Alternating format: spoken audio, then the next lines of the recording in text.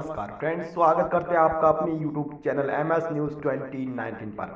Supreme court के 2 जजों की बेंच ने ईपीएस 95 रिटायर्ड लोगों के 63 केस सुप्रीम कोर्ट के 3 या इससे ज्यादा जजों की बेंच को रेफर करना दुर्भाग्यपूर्ण है। आरसी गुप्ता के मामले में सुप्रीम कोर्ट के फैसले को कोई सीधी चुनौती नहीं दी गई थी। 1990 में सुप्रीम कोर्ट की 5 न्यायाधीशों की पीठ के फैसले के हवाले से इस 2 सदस्यीय बेंच ने आरसी गुप्ता मामले पर फैसले को गलत बताने की कोशिश की।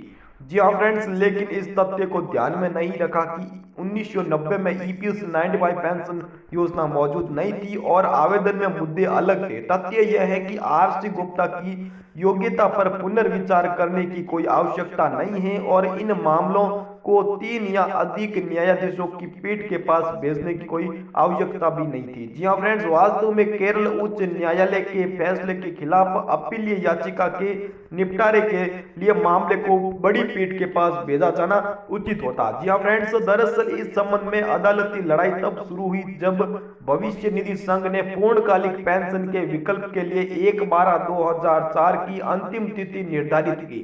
तब से अब तक सैकड़ों मामलों की सुनवाई हो चुकी है और उच्च न्यायालय ने फैसला सुनाया है कि कर्मचारी भविष्य निधि संगठन ईपीएफओ के पास ऐसी समय सीमा निर्धारित करना अधिकार नहीं है।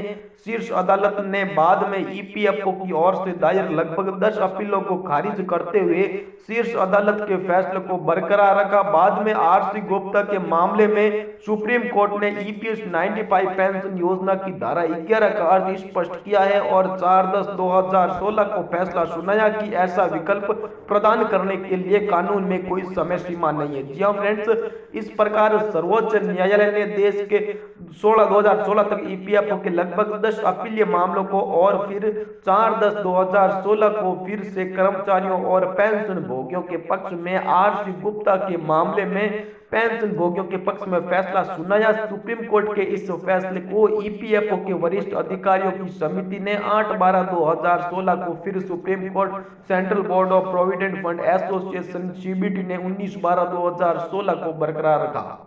जी हाँ फ्रेंड्स, इसके बाद इसे केंद्र सरकार के पास अनुमोदन के लिए भेजा गया और केंद्र सरकार ने भी सुप्रीम कोर्ट के दिनांक 4/10/2016 के निर्णय को लागू करने के लिए 16/3/2017 को मंजूरी देती थी। जी हाँ फ्रेंड्स, इसके बाद 23/3/2017 को ईपीएफओ ने सर्कुलर जारी कर सुप्रीम कोर्ट के फैसले को लागू करने का निर्देश दिया और तब से देश में लगभग 27,000 सेवानिवृत्त लोगों की पेंशन फिर से निर्धारित की गई है। और अब केंद्र सरकार और ईपीएफओ का कहना है कि सुप्रीम कोर्ट का 4/10/2016 का फैसला गलत है। अगर सुप्रीम कोर्ट का 4/10/2016 और इससे पहले के 10 मामलों में फैसला गलत था तो ईपीएफओ और केंद्र सरकार इसे तब तक चुनौती नहीं देनी चाहिए थी, लेकिन ऐसा किए बिना ही उन फैसलों को ईपीएफओ और केंद्र सरकार ने मान लिया और फिर उन फैसलों को लागू कर दिया और अब कहते हैं कि फैसला गलत था। दुर्भाग्य से सुप्रीम कोर्ट का ये सब सुन रहा है, लेकिन सुप्रीम कोर्ट ने 2016 तक उन 10 मामलों में 2 जजों की बेंच का फैसला सुनाया था और इसलिए इन मामलों को अब 3 या अधिक जजों की बेंच को रेफर कर दिया गया है।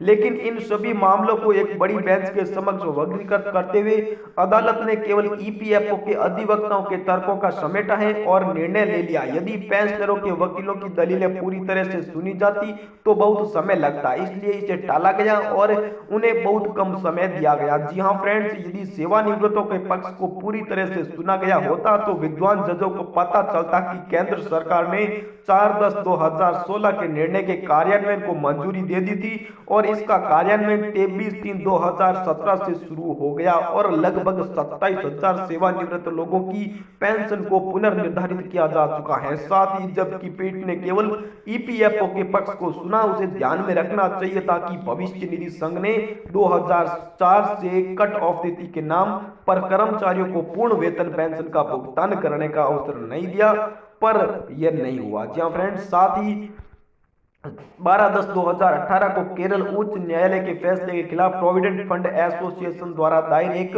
अपील को सुप्रीम कोर्ट की 3 न्यायाधीशों की पीठ ने 1/4/2019 को खारिज कर दिया था।